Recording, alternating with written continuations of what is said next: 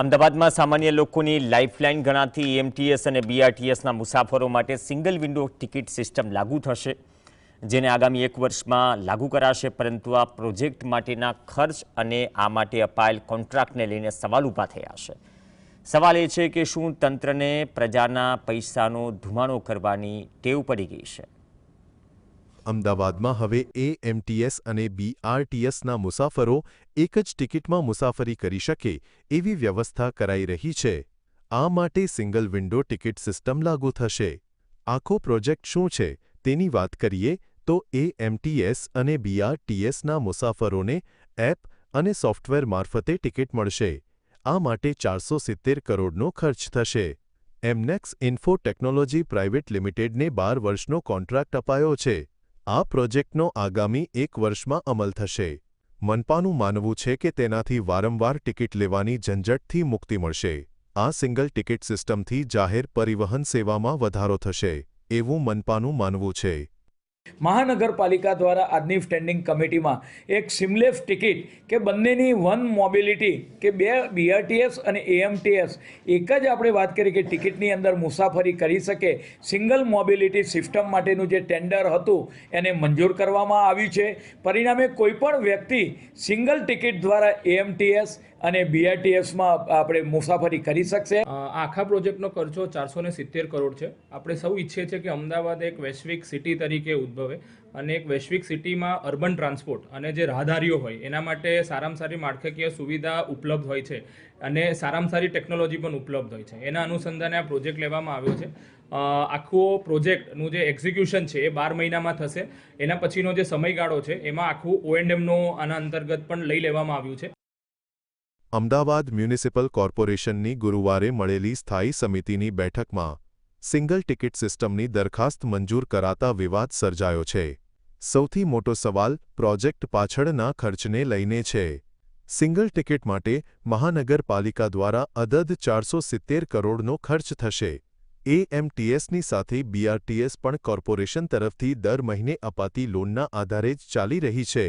AMTS અને BRTS લાંબા સમયથી ખોટમાં ચાલી રહી છે. બંને સેવાના દેવાના ભારણને હળવું કરવાના બદલે શાસકોએ 470 કરોડનો વધારાનો ખર્ચ કરવાનો નિર્ણય કેમ લીધો? એક જ કંપનીને સળંગ 12 વર્ષ માટે કોન્ટ્રાક્ટ કેમ આપી દેવાયો? કંપનીની કામગીરી સંતોષકારક છે કે નહીં તે જાણ્યા વગર વર્ષોનો કોન્ટ્રાક્ટ કેમ અપાયો? 12 વર્ષ સુધી કોન્ટ્રાક્ટર યોગ્ય કામગીરી નહીં કરે તો શું? એક જ કંપનીને આટલી જંગી રકમનો કોન્ટ્રાક્ટ કોના દબાણથી કે કયા કારણથી આપી દેવાયો? શું પોતાના મળતિયાઓને લાભ કરવા માટે આ પ્રોજેક્ટ લવાયો છે? અગાઉ જનમિત્ર કાર્ડ પાછળ કરોડોનો ધુમાડો થયો હતો, પરંતુ આ પ્રોજેક્ટ પણ નિષ્ફળ રહ્યો હતો. 470 કરોડ રૂપિયા એક બીઆરટીએસ ને એએમટીએસ સંયુક્ત ટિકિટ માટે જે ખર્ચા છે તેના માટે પ્રશ્ન એ થાય છે કે એક જ કંપનીને 12 વર્ષ સુધીનો કોન્ટ્રાક્ટ તમે આપી દો છો. એ કંપની અત્યારે કોઈ કયા બીજા રાજ્યના અંદર કામ કરી રહી છે એનો આપણે તપાસ કરવી જોઈએ અને જે કામ આપણે જે કંપનીને આપી રહ્યા છે તે કંપની અગાઉ બીજા રાજ્યના અંદર તેને સંતોષકારક કામગીરી કરી છે કે નહીં તેની પણ તપાસ કરવી જોઈએ. એએમટીએસ અને બીઆરટીએસમાં રોજના 6 લાખ લોકો મુસાફરી કરે છે. આ સ્થિતિમાં કંપનીને રોજના 11 લાખ રૂપિયા લેખે 470 કરોડનો કોન્ટ્રાક્ટ આપી દેતા વિપક્ષે ઉગ્ર વિરોધ નોંધાવ્યો છે. કોઈને માનવામાં ના આવે એવી વાત છે કે અમદાવાદના 1 કરોડ જનતામાંથી સરેરાશ 6 લાખ લોકો પરિવહન કરે છે. દરરોજ સરેરાશ 6 લાખ લોકોના પરિવહન માટે દરરોજના 11 લાખ રૂપિયા લેખે એમનેક્સ ઇન્ફો કંપનીને આગામી 12 વર્ષ માટે 470 કરોડ રૂપિયાનું અજદ જે કહી શકાય.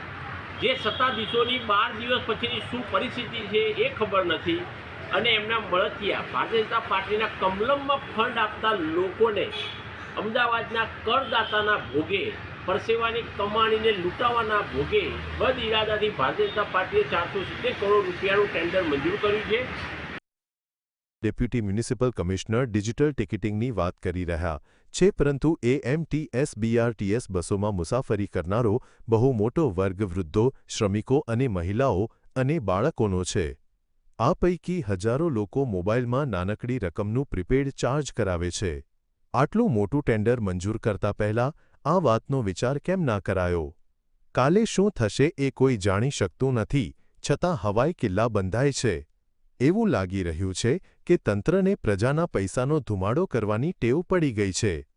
ઝલક અધ્યારુજી, STV, અમદાવાદ.